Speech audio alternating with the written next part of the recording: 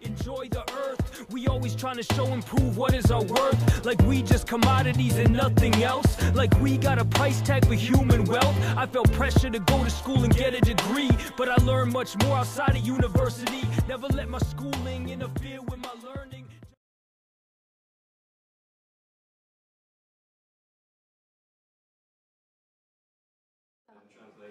Okay, we're in Birmingham with the CPGB-ML right now. Would you like to introduce yourself? My name is Marcel Cartier. I'm a hip-hop artist and a journalist from New York City, now residing in London. And this is our interview in Birmingham. First of all, I want to go into what introduced you to Marxism-Leninism? Well, I actually grew up around military bases in Germany primarily, and also in England when I was a little bit younger.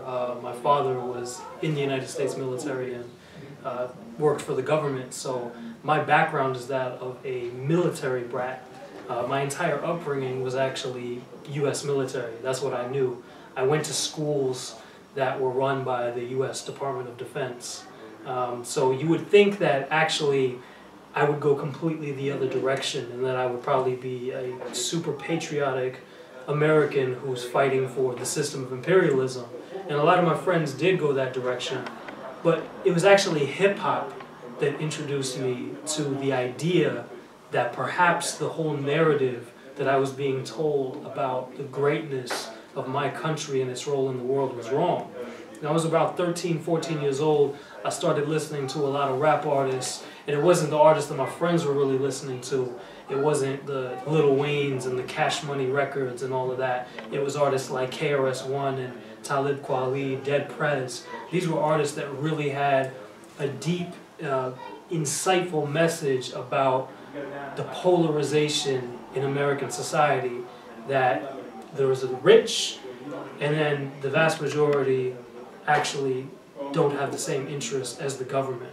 And it led to me questioning everything that I had ever been taught. And from there, it was just a question of really doing research, coming to understand that, you know, we need a different system. We need something that's, you know, not this capitalist order in which profit is the driving force for human beings. It shouldn't be.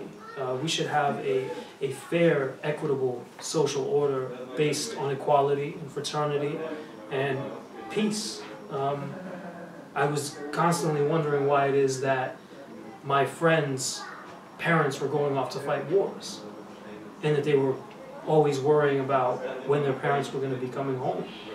That was the reality that I was confronted with. So to answer that question, and I had been dismissive initially of Marxism, because anti-communism is the unofficial religion of the United States. We're constantly being told, and I'm sure the same is here too, same is true as well in this country, constantly being told that communism is evil, it's a good idea in theory, but in practice it's horrible, it'll lead to tyranny, it'll lead to just the most vile, ruthless kind of dictatorship. So I was dismissive of Marxism.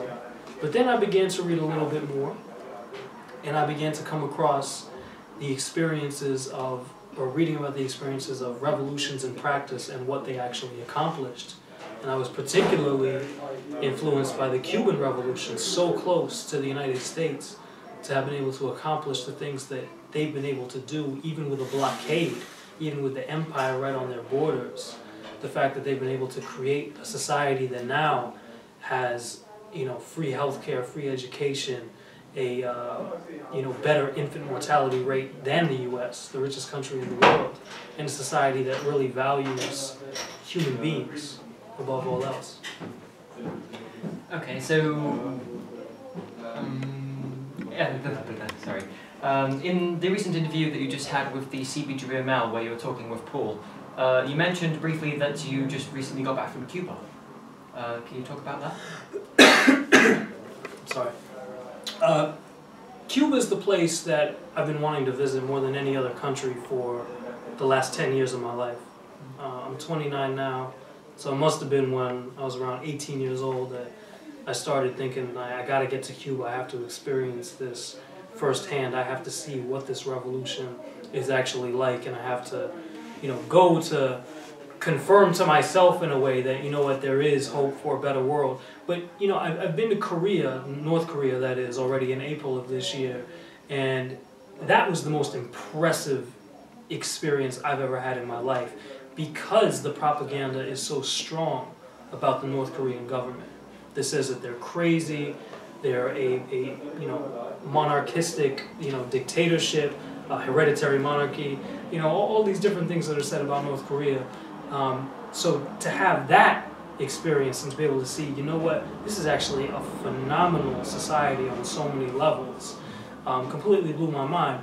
Cuba was a little bit different, because actually with Cuba, I've been sort of idealizing to some degree the Cuban Revolution for such a long period of time. I mean, in my outreach to people in New York City working as an activist and an organizer, I would constantly reference the achievements of the Cuban Revolution.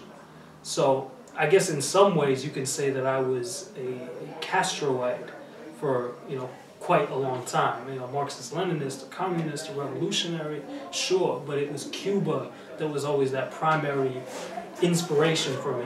So to actually see it, in some ways, I have to say that it was almost a little bit of a letdown, because you've played it up so much in your head about how it is, so that when you see different problems, it's sort of hard to grasp. But I think that every problem that exists in Cuba has to be put in context. It has to be contextualized vis-a-vis the U.S. embargo and the blockade that the island faces. I mean, they are struggling, which is why U.S. delegations go every year and they deliver medical supplies, because the Cubans don't have a lot of the medicine that they need. They have this free health care that until the early 1990s was able to actually provide for everybody. But it underscores just how devastating the loss of the Soviet Union and the socialist countries was in the late 80s and the early 1990s, because Cuba lost its biggest trading partner and most of its other trading partners in the socialist world that no longer existed. So as Fidel said at one point during the special period in the early 1990s, we are now alone confronting the empire. And it was major, and it showed that ideological strength and the will of the people that the Cuban Revolution was able to continue even through that huge economic decline. So now Cuba is in sort of a recovery mode still, I would say, where the economy is beginning to get better. Russia writing off 90% of the debt that Cuba had to the Soviet Union is really important. It shows, and the U.S. hates this, of course. They hate the fact that Putin went there and decided to write off 90% of the debt and said the rest of it is going to be reinvested in the Cuban economy. This is major, because you walk around Havana and yeah, people are, they're struggling in a different sense than we would think about it. They don't have to worry about having a place to go sleep at night. Everybody has a house, everybody has shelter, everybody has the right to the basics, right? But when they're being bombarded by propaganda from Miami that's telling them, well, in Miami you can buy a nice pair of shoes and you can have all these consumer items, these big screen TVs, they hear about it and then they wonder, well, how come we can't have these things, right? So, but the issue is when, a lot of these Cubans who, may rightfully be like, well, I want to have these nice consumer items, right? They look at that, but they're not comparing the Cuban reality to that of Haiti or Jamaica or the other Caribbean countries, the other Latin American countries. It's to the empire. It's to the most oppressive country in the world that, of course, has so many consumer items because they steal the resources from all over the world. Cuba's a society that's trying to do it the fair way. They're not this big bully on the playground. So, of course, they're not able to just steal resources from all over the world for its population. So they're a very resilient population. The Cuban Revolution, it continues to be inspiring.